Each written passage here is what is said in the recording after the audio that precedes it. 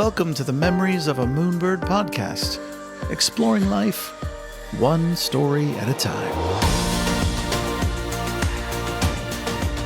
Hello, friends, and welcome to the Memories of a Moonbird podcast. I'm Daniel Sherrill. Today on the show, he's one of the most well-read and intelligent people I've ever met in my life, not to mention one of the funniest. These days, he and his wife, Bonita, spend their time working with the Hollywood Food Coalition, a nonprofit organization that for more than 30 years has been providing meals and medical care for those less fortunate. I know him simply as my friend John, but you'll know him as the lovable and charming Dr. Phlox from Star Trek Enterprise, as well as scores of television roles in everything from True Blood, Bones, This Is Us, The Orville, and Shameless, just to name a few. His career has spanned over 30 years, and today he joins us to talk about his passion for travel and how it's been such an important part of his life. And he's even going to try one of my freshly baked scones. Please welcome John Billingsley. Well, thank you for having me. Tell the friendly listeners out there where you're from. Oh, that's the hardest question of all, because I lived in about 9 states before I was 12 or 13 years old. I was born in Media, Pennsylvania. Oh. I lived in Schenectady, New York, Fayetteville, New York, Huntsville, Alabama, Slidell, Louisiana, New Orleans, Manhattan, and Southern Connecticut. And did you ever go visit where you grew up? Slidell was almost wiped out during Katrina. It's on the other side of Lake Pontchartrain, so there was a lot of flooding there. No, I never have, and I wouldn't. It was so long ago. Did you retain any friendships over the years with people you grew up with? No, not from there. A few friends from growing up in Connecticut. What area of Connecticut? Southern Connecticut, Fairfield County, Weston. Cool. Westport, bedroom community of New York. My dad was a commuter. It's a beautiful area. Yeah. I mean, I was bummed at the time because I was like, oh, New York. I want to live in New York. And so he kind of hauled us all off to the suburbs. It was, geez. And at one point, I remember a couple of years into that, we were living on Lilac Lane, very bucolic street. And I'd acclimated, and my dad said, well, I might have an offer of a job in Mexico City. And for us as a family, I think my mother and the 2 kids was like, no, that's it. We're done moving. Turn it down. We're staying in Connecticut. And now, of course, I think, fuck, I was an idiot. I was a child. I should have said, yay, Mexico City. I'd speak Spanish. I'd have dual identities. Do you look back at your roots as a child then with all the moving around? Because I have a similar thing. We moved 15 times from when I was born until I was in high school. Wow. And I always say my dad was a dental brat. And I was a dental brat, excuse me. One doesn't think of a dentist as being all that peripatetic, to be honest with you. No. Was he a bad dentist? Was he No, always he was apparently this is not a appropriate word to use anymore, but he always defined himself as a gypsy. So he liked to wander, and he did get promoted several times for jobs. So he kept getting better and better opportunities. And then there was an economic crash at some point, and I remember on his 50th birthday, he got laid off, and they hired all young doctors out of dental school. But I was going to say that having moved around so much and being uprooted, I often credit with my ability to just pick up and travel whenever. And I'm curious if you feel that there was any of that with you moving around so much as a child. I don't know if I'd say it was a function of the moves we had foisted upon us as children, but from the time I went off to college, my parents sold the house, and they themselves actually got a Volkswagen Rabbit, and they trundled around the country for 2 or 3 years. My dad retired early at 47. He figured that if they sold the house, they could milk the proceeds until they hit their retirement years, and then Social Security and pensions and what have you would kick in. So when I went off to college in Bennington, Vermont, they left, and I didn't see hide nor hair of them for several years. So not having a home to go back to meant that I was sort of forced into being a bit of a vagabond. Mm-hmm. And you go off to college and pretty much all of your teenage shit is either stored or disposed of. So I didn't really have anything to travel with except a duffel bag. So I did do a lot of traveling in those college years. Is there a particular time in your life where you developed a passion for traveling? Yeah, it might have been that period of time. I was on an exchange program with Bennington, and I went to London and studied at the Royal Academy of Dramatic Arts with an offshoot program. And from the end of that term, my pal Michael Rogers and I traveled around Europe. And I certainly, that was one of those, when you're young especially. How old were you at that time? I would have been 20, I think. We went to Ireland, and we did some hitchhiking. We biked. We went to Dublin. We went to Galway. We hitched a ride on a fishing boat to the Aran Islands. We went to all around Spain and France, and we were in Venice for the Carnival, which was probably my favorite travel memory ever. Well, that was going to be my next question. Yeah. All night dancing in the Campanile, and you're 19, and you're full of erotic energy, and the entire city is bursting with people who you think just want to get laid, and you find out they don't necessarily want to get laid with you, but still, that's another story. It was one of those moments in your life when your youth collides with the marvelousness of travel in a way that's actually extraordinary. That's a great. I'm going to quote you on that. That's great. Traveling is different as you get older. It's, I can't travel the way I traveled when I was younger. I don't have the body for it. I don't have the stamina for it or the energy for it. And my partner would kill me if I tried. So, So what do you like most about traveling now? well, the irony, of course, is that you're having me on, even though I've probably done less traveling in the last few years than I have in my entire life, because my wife and I have devoted a significant amount of our lives to working for a not-for-profit called the Hollywood Food Coalition, which you've alluded to, which is an amazing organization that helps provide an array of services for people who are homeless and hungry. And I am very dug into that work and am, in essence, one of the co-volunteer executive directors, which dramatically limits the amount of time I have to travel, although I still act. I'm going to Nova Scotia in a couple of weeks for a gig, so it's not out of the range of possibility that I'll continue to travel a bit, but it's usually associated now with gigs. And I'm not going to be at the helm of this organization forever, so I look forward to traveling more down the road. But for the foreseeable future, my travel is probably somewhat constrained. And what do you like most about traveling as who you are today? My favorite thing to do is to go someplace that I've never been before. And if I can get up early in the morning and fortify myself with coffee and take a map and just spend the entire day just walking around and figuring out how the public transport system works and figuring out what the cool neighborhoods are and just getting the lay of the land and having a sense of I'm a big urban person, much as I've enjoyed some of the trips that have been out into the countryside. We went to into Scotland and went out to the Isle of Skye, which was just magnificent. I do love the feeling of being, out on the edge of the world.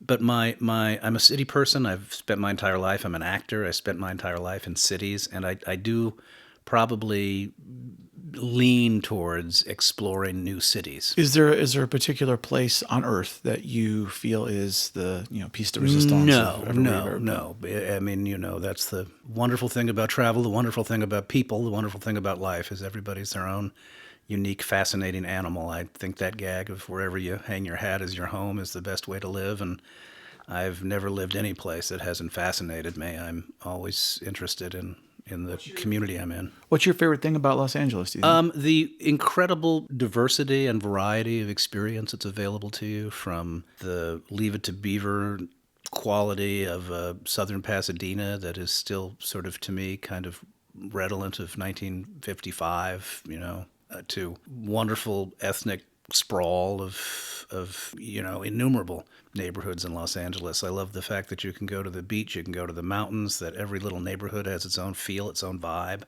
that you're never going to run out of cool restaurants and cool shops and cool arts experiences. It's interesting because how long have you been in LA now? I moved here in 1994, so 25 years. Yeah. Yeah, because I've been here 20. And I have a love-hate relationship with LA because I'm from the Midwest originally, and I miss some of that. I miss 4 full seasons. I miss snow. I miss really good rain. Yeah, I guess when I moved here from Seattle, where, talk about rain. Yeah.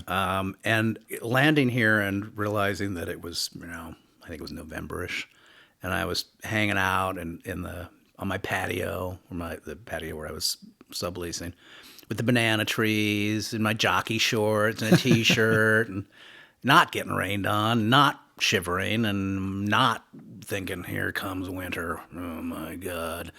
Just thinking, buckle up. Hello, Los Angeles. And I confess, that is one of the things that I love about it. We take for granted what it's like to not get up in the morning worrying about whether or not the weather is going to motherfuck you that day. Yeah.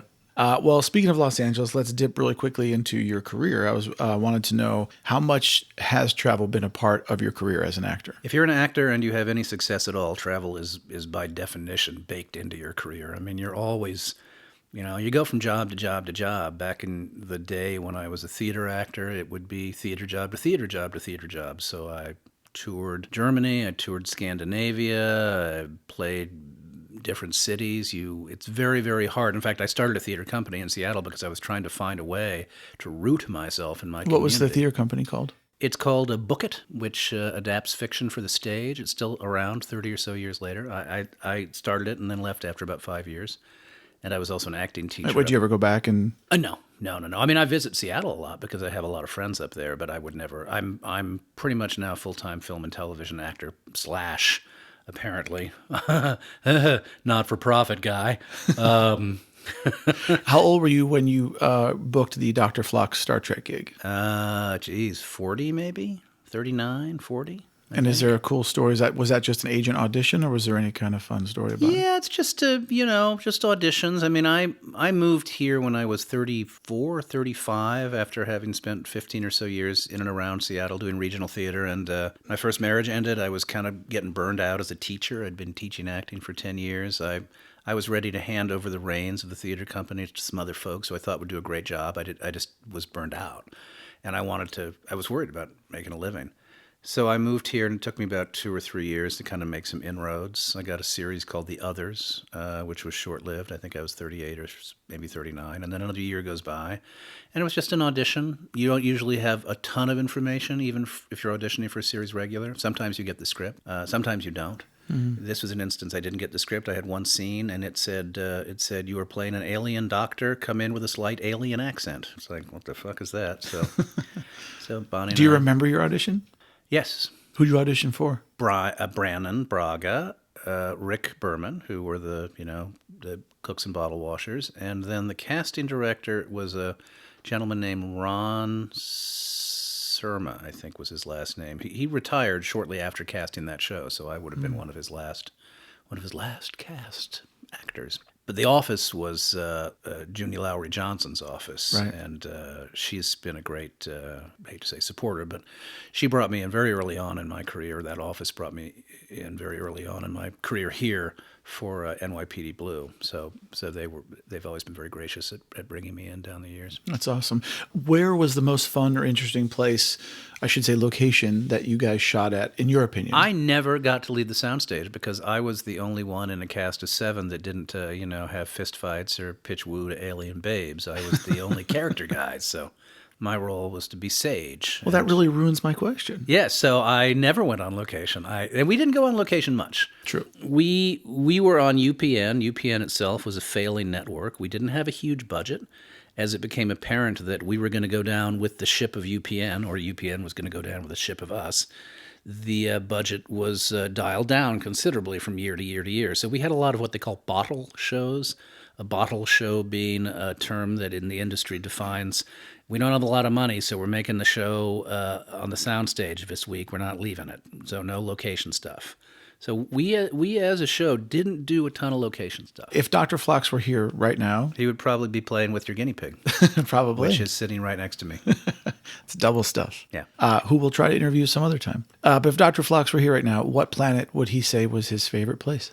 Well, of the known planets, I don't think any of them are hospitable, and none of them have restaurants. So I think he would probably, take exception to the premise of your question. If you mean in the world of Star Trek, yes, which planet is my favorite, that would ask me to have more knowledge of the universe of Star Trek than I have. You could just say Risa, the pleasure planet. I would not remember the names of the planets. Again, I didn't tend to visit a lot of planets, so, talking to the wrong guy. It's all good. Now, this question I hope you can answer. Besides the transporter, which is a really cool technology I wish we had. I would never do that, not in a million years. So you're Dr. McCoy. I ain't going to no fucking transporter. No way. Besides the transporter, is there any kind of futuristic technology that you wish we had today? Could be from Star Trek or something you yourself imagine. I wish we had less technology. I would like to dial back the technology. Why? I'm a Luddite. look at what's happening in the world, man. I think that the instant gratification of I can reach anybody I want anytime I want, the expectation that somebody should be able to reach you anytime they want, the idea that you can go online, you can bleach, you can gab, you can hector, you can harass, yada yada. I think it's opened up a lot of Pandora's boxes, to be honest with you. I mean, I don't mean to say I'm a Luddite. Of course, I recognize that there's a lot of good that comes along with it. Well, I was going to say, can we also mention all the great things? Sure. You do that, and I'll talk about the shitty things.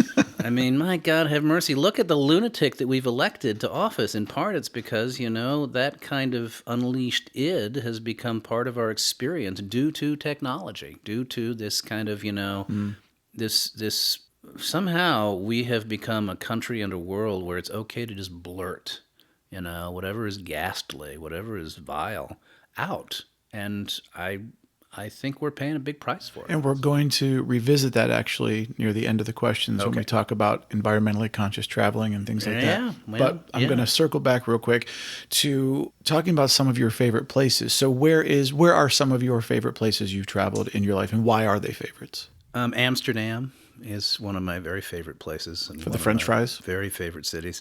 Oh, everything. The canals, the warmth and the friendliness and the relaxed nature of the people. I just find that it's one of those cities like Venice that, because of its physical layout and because of the nature of what it's like to live in a canal-ridden city, there's a certain kind of mystery and atmosphere to the city itself. It's just charming. I love those cities where or Barcelona, I think, when the Gothic Quarter. Anytime you're kind of wandering around and it's like, I don't know what's down this alley. Let's try. Let's go see.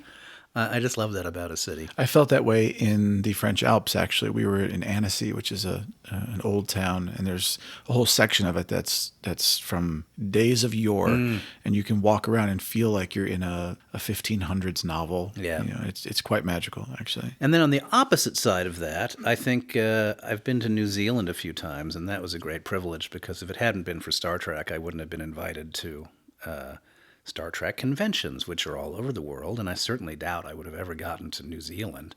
And I've been on multiple occasions, and that, to my mind, is possibly the most glorious place. Now, did you visit Hobbiton when you were in New Zealand? I did not. It's awesome. That's below... it's Matamata, below Auckland, yeah. Yeah. Is it on the North Island? Yeah. Okay, no, then I didn't see it, but we did get around extensively on the North Island, a couple of forays to the South Island, and didn't get below... Christchurch. So you didn't make it to Queenstown? It did not make it to Queenstown. No, it's beautiful. Yes, I'm sure it is. And I would love to go back. It is, as you know, possibly the most inaccessible place on the planet that's other than, the obvious absurdity of trying to get to Antarctica or South Africa, which is another, ass-killing trip. And this is a problem. As you get old, your ass speaks up. Your ass says, "Are you? How long is this flight, man? I don't think I want to do this." And the rest of you says, "Shut up, because it's going to be fun when we get there." And your ass says, "Yeah, then you sit on the goddamn chair." And this is business class, even? No, because in part A, I was on the show that killed the franchise, so they're not offering me a business class ticket. I ain't fucking Brent Spiner. B, I want to bring my wife, so we have to trade, whatever the mucky muck ticket is for two, lowbrow tickets. So no, it's and I don't want to go without her. So if you were going to recommend a place in the world that you think everyone should try to visit in their life, see, this is it. I don't want to ruin New Zealand. If everybody actually heard me and went, "Okay, I'm going to New Zealand," New Zealand would be ruined. So I don't want to recommend New Zealand. Although I think if it was me and I had a bucket list and I had one last trip in me, I think I'd be inclined to say I want to go there. I would actually agree. It's an incredible place, and the people are great. The people are great, and there are only 10 of them. So if you want to kind of be by yourself, you've got no end of space. And it's about the length of California, but as opposed to California, you go from coast to coast. And any beach you hit is radically different than any other beach you hit. I've never been to a place where there's that much variety. Yeah, the fjords are incredible. Milford Sound. The bubbling lava pools and the underground caves with the glowworms and great wine country. And So we did this tour called in Waitomo called the Black Abyss, and you would not like it, the opening part of it, because you rappel through what we call an earthen butthole, which is basically just a very tiny opening in the ground, and you rappel like 100 feet down into a cave, and then you spend 3 hours in a full wetsuit moving and jumping into underground rivers and seeing glowworms, and it's the most incredible thing. I did actually want to do that because last time you should if you go again. Bonnie was like was having none of that. She was having none of that. If you are married, you see, you are married to somebody who climbs mountains. I'm married to somebody who. What is the opposite of climbing mountains? Watching TV. I was thinking more like Sewing? Taking a civilized stroll that ends in a coffee shop. Okay, there you go. So there is, yes, I was thinking Reading the travel equivalent of Okay. yeah. So and I'm not saying that I'm no more likely to climb a mountain than she is. I think when we were younger, I might have been a little more inclined to say, let's go to the glowworm cave. Now, for the record, they have different tours, and you can go to the glowworm caves and just walk into them or get into a little boat. You don't have to climb through an earthen Well, that's butthole. the one that appealed to me, though, because at the time it didn't. I mean, like rappelling, it wasn't like I was having to climb them. It's like, they lower you down. Yeah. Fuck it. I mean, it didn't seem like it was going to kill us, but yeah, Bonnie didn't want to do that. But that on the other hand, I wouldn't trade her for I hope not. a gajillion rock climbers. So, How long have you been married now? we have been together for going on 22 years, and we've been married for 19. So, as a couple, what are your strengths when you travel? Well, I think one of our strengths is that we're both pretty sociable. So I think we're perfectly happy to strike up chinwagon sessions with folks we meet along the way. And in part because we traveled together as part of the Star Trek universe. That's kind of baked into the pie. You're hanging out with the fans a lot of invitations to go out to the local pubs and have a drink, and her willingness to be part of that and in fact to dominate the experience is she's never going to listen to this. I know that, so I can say whatever the hell I want. Makes it tremendously enjoyable. Has the majority of your traveling experience been with Bonnie or by yourself? Oh, that's a hard question to answer. When I was younger and I was doing more plays, of course that I was by myself then. I was married once before. My first wife and I, although we didn't have a ton of money, we had a fairly long honeymoon together in Italy, and we did what traveling we could. But then even now, I mean, I've been a film and TV actor for 28 years or whatever, and you do a fair amount of you get gigs. And so you go on the gig. Bonnie goes on her gig. I go on my gig. Occasionally, I was going to say, how often do you get to travel together when you? Oh, gigs? we in our glory days when we were we weren't doing this. What was the question? Has the majority of your travel been with Bonnie or 50-50? 50-50. Okay. I mean, we have only been together for. I'm turning 60, and we've been together for less than half of my life. So it'd have to be more like 55-45. Like I'm going off to Nova Scotia in a week or so to do a show, and does she get to go with you? I'm hoping she will. I'm hoping great. she'll join me. It's a little hard to tell sometimes because the other person would love to go, but they're also, my wife is an actress and she has stuff holding her here, and so it's not always easy to arrange. Yeah. She recently was working in Salt Lake City. I visited her there. I think Salt Lake City has become a much more interesting city over the course of the last few years. Now, wait, did you ever actually get to Mexico City? I've never been to Mexico City. No, I have huge holes in my travel experience. Never been to Latin America. Never been to South America. Little bit in Asia. Never been to Africa. Never been to India. Never been to Russia.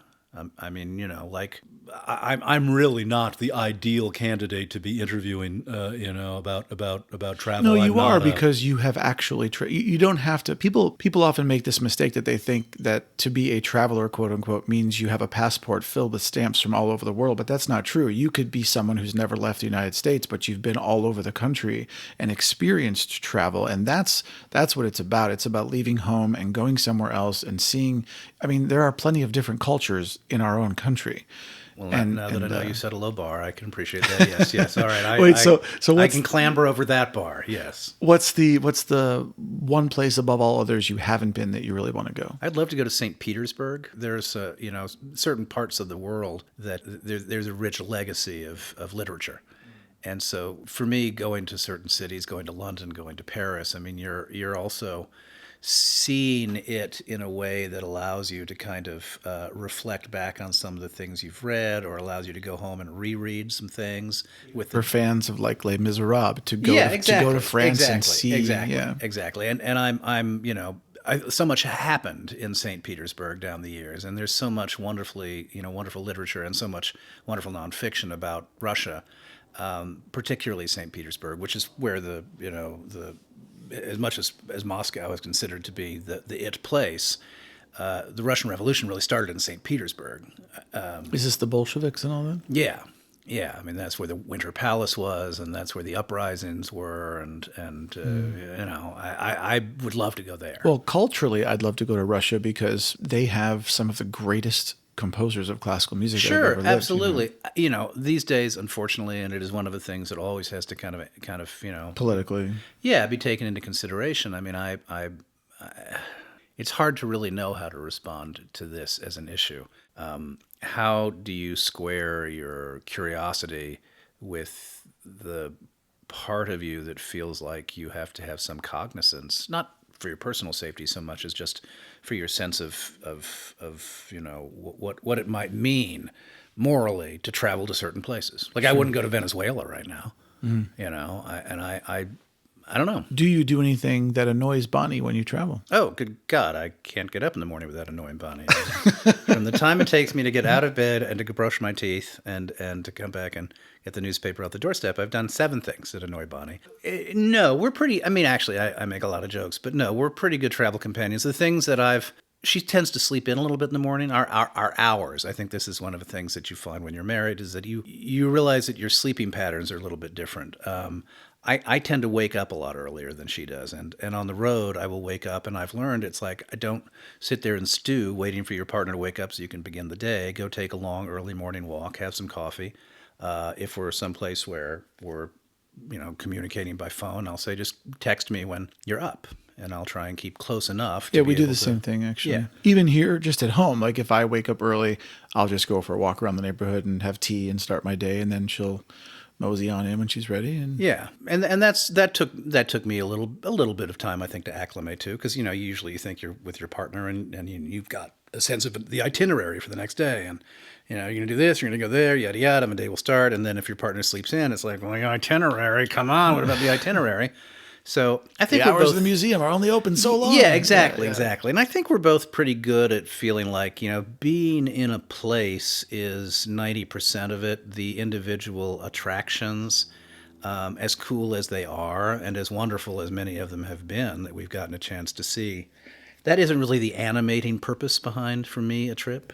What is? The geography, the landscape, the people, the culture, the experience of bopping around a part of the world that you never thought you'd bop around in. Yeah. I think it's fascinating to me, just getting a map and walking. That's my favorite part about travel. I love kind of poking around. I can't agree more. The best night we ever had in Paris was when we just looked at the map and we just said, okay, we're going to start at this one and kind of loop around this way. And we just walked for 4 hours. Yeah. And it was awesome. Yeah, it's great. And you stop and have a little cocktail. You stop and, you rest your feet. And, take some pictures. Yeah. This particular night, we ended up near the Sacré-Cœur, if I said that right, and the big church up on the hill, Mm-hmm. And we just walked and ended up there. And there were about 800 people sitting on the steps, and a couple of guys up there with acoustic guitars just playing, and they were playing all these American songs. It was really funny.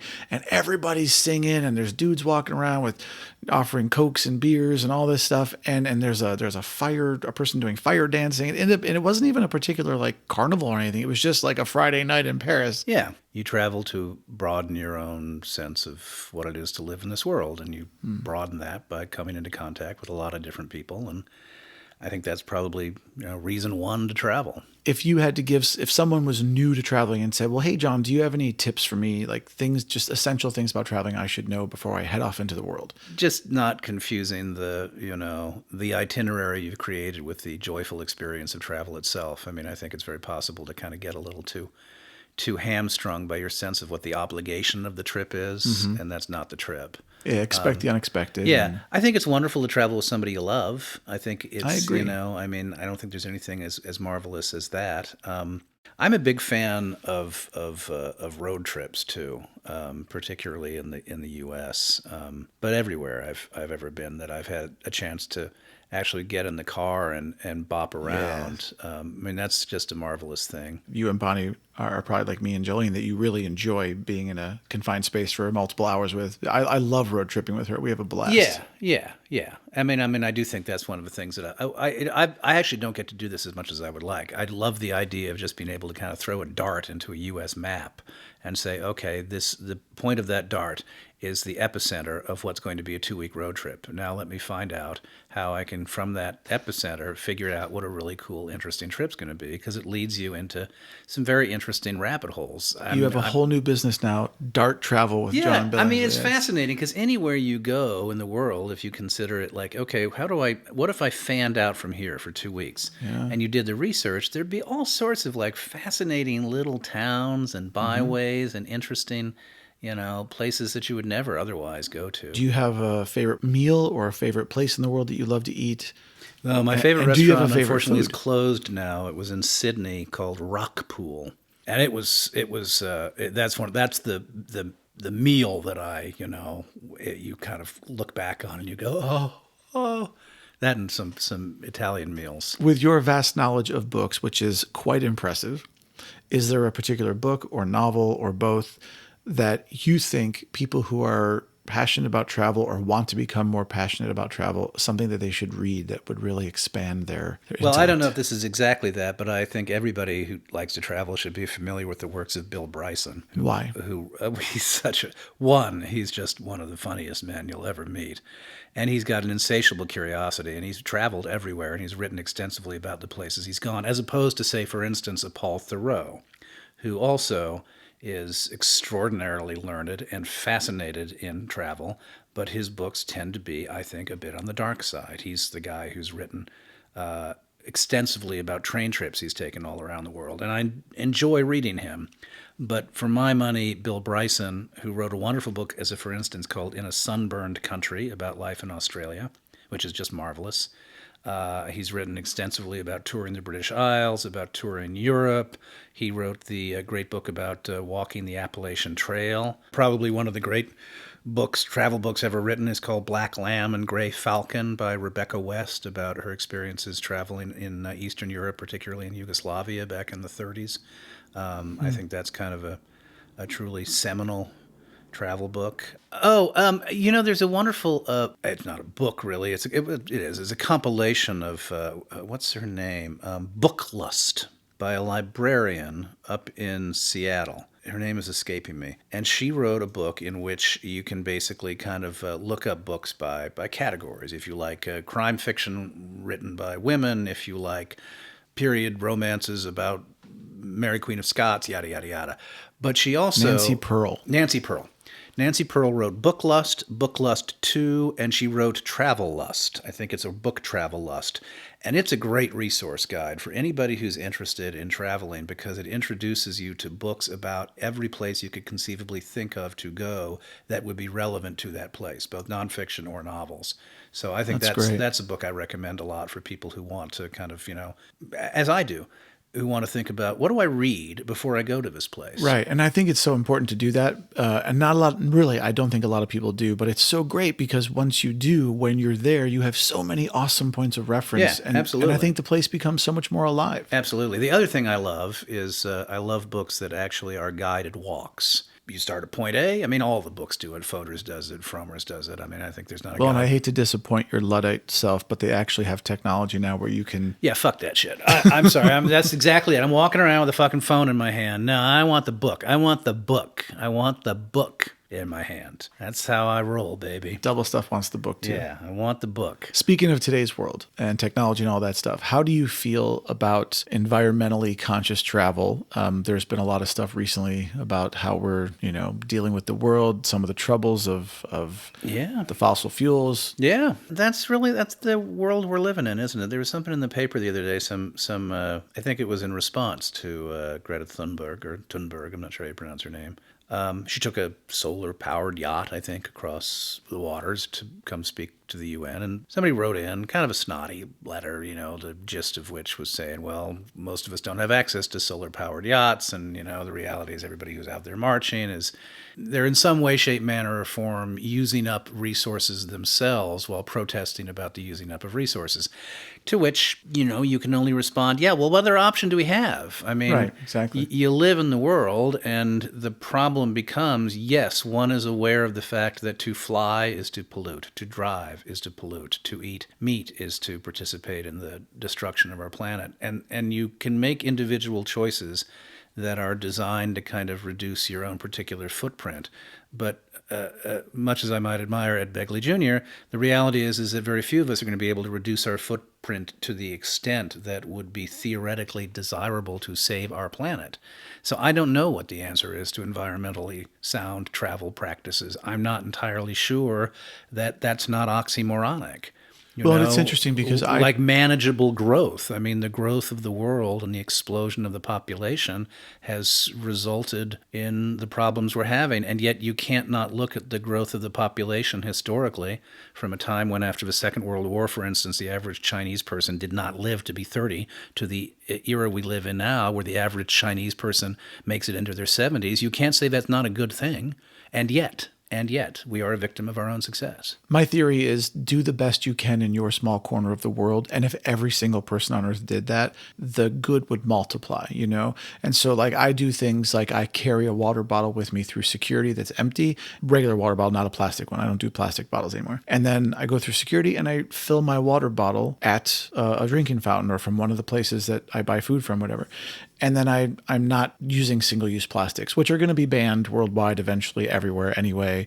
But it's in small ways, I feel like if more people were aware of the small things they could do to just contribute to the better health of the planet, obviously there's bigger issues we have to address, but even those temporarily would be good things. It's a tricky thing, and not to play devil's advocate, because yes, I think that's obviously important. But I do think one of the things that's happening in the world is a little bit because we feel so powerless in our inability to actually affect major political change that we have to feel halfway decent as people, convince ourselves that the small ball actions we take are significant.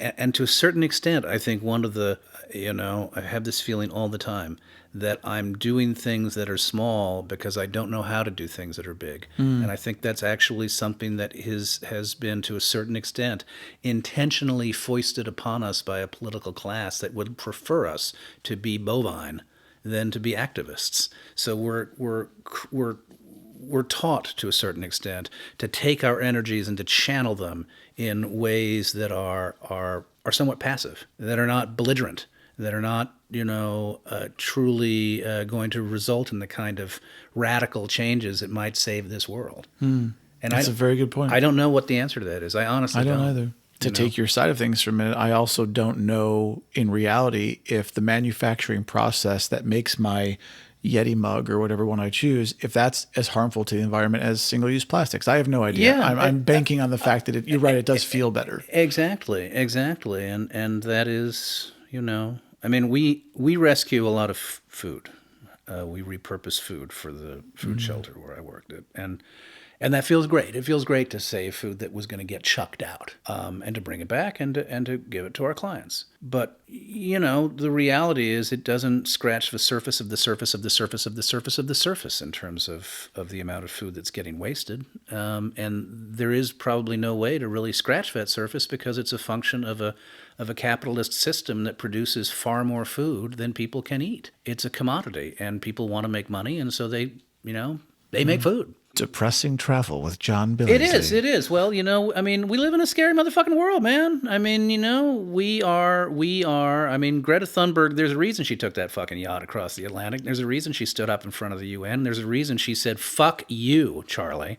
Mm-hmm. We are living in a world that is going to be destroyed by a bunch of, you know, frankly, I think, self-satisfied white men who've made themselves rich and who don't really give a flying fuck about the world they leave behind. And it is Which is crazy infuriating. To me. It is, and it's crazy to me because I feel like, how can they not understand that all the riches they've acquired will not mean anything when there's no planet on which to enjoy them? They'll be dead. But Trump said it. Trump said it when he was asked point blank, well, what happens if there's a huge economic crash, yada, yada. He said, well, I won't be in office. I mean, that is the way I think a lot of people think. Unfortunately, I think that's to a certain extent baked into the human pie. You know, humans are fuck, fight, or flee. It's our genetic predisposition to care about us. And from us, we go to our family and our tribe. Caring about the world, I think, unfortunately, it's a big ask. It's really not is. something that we are conditioned to do, you know? And I do despair. In that sense, you know, what is environmentally correct travel? I'm not sure there is such a thing. John, I'm going to bring it upbeat one notch. Oh, bring it upbeat, baby. Bring it upbeat. I like to ask interviewees, what's your whoopee? And if you don't know the reference, it's Mr. Mom, the movie in the 80s with Michael Keaton. His kid has this security blanket that he doesn't want to let go of, and he says, "Come on, bud, give me the whoopee."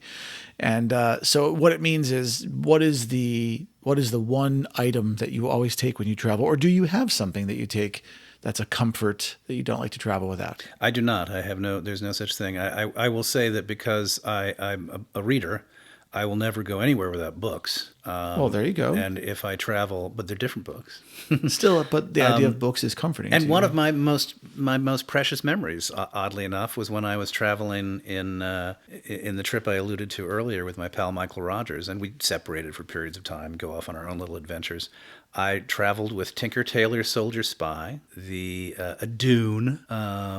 What else? You read Portrait sci-fi. of a Lady. Wait, go back. You read sci-fi. I know, believe it or not. Portrait of a Lady and Day of the Jackal.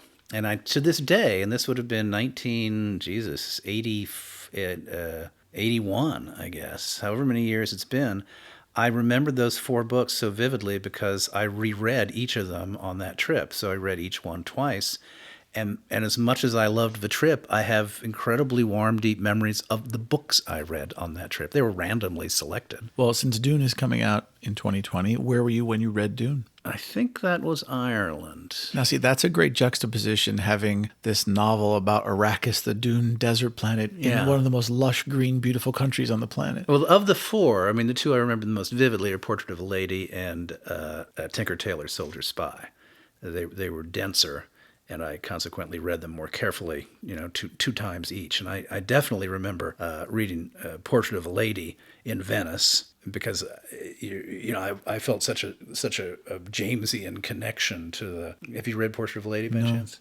The lead character, Isabel Archer, is a woman who is experiencing the peculiarities of living abroad and how intricate and Byzantine the European mind is. And traveling around Europe reading it was kind of like, In what year does it take place? In 1890s, turn of the 20th century. So anyway, that's probably my woogie, my boogie, my boobie, my what is it? Your whoopee. My whoopee, yeah, I guess my whoopee would be always books. I'm always going to have some books with me. What we didn't address is I have a passion for scones, and over the years I've tried to perfect a recipe, and today I baked a fresh batch of mixed fruit scones for my friend John. And those were motherfucking good scones, can I just say? Am I allowed to use the word motherfucking on this? You just did. I just did. I do have to tag the podcast with the explicit Oh, content. please do. thing. I like that. I like all the podcasts I do. I like to have tagged. But anyway, so John, Great scones. thank you. They would. You could see them in a French bakery or an English If bakery. these were scones in a bakery, I would come back for them. I would recommend them to my friends, and I would say, normally I don't like scones because, as you said, I think they're too dry.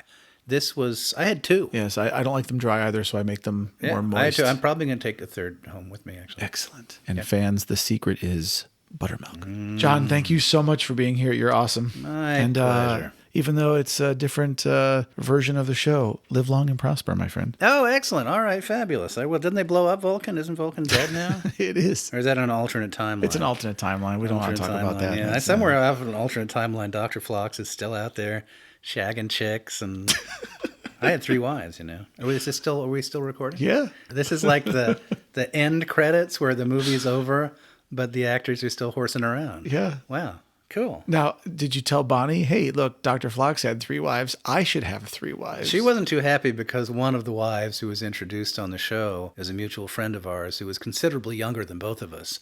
And she could not get an audition as my own wife. It was like typical fucking Hollywood. It's like they get some babe to even play the character actor's wife. Like you'd get a hot chick like that in a million years. Now, Dr. Phlox had game. Come on. Although that episode was about, as I point out to her, my wife spends the entire episode hitting on Trip. Yes. So even in the episode in which I have a wife, I'm basically a cuckold. And on that note, although Dr. Phlox had no problem with cuckoldry, so on that note... No, and now it's over. Now it's over. This is it. Now it's really over now. thanks for listening, everyone. And for the record, John didn't leave with 1 scum. He left with 3. If you'd like some more Moonbird in your life, and hey, who wouldn't? Head on over to memoriesofamoonbird.com or visit me on social media @memoriesofamoonbird.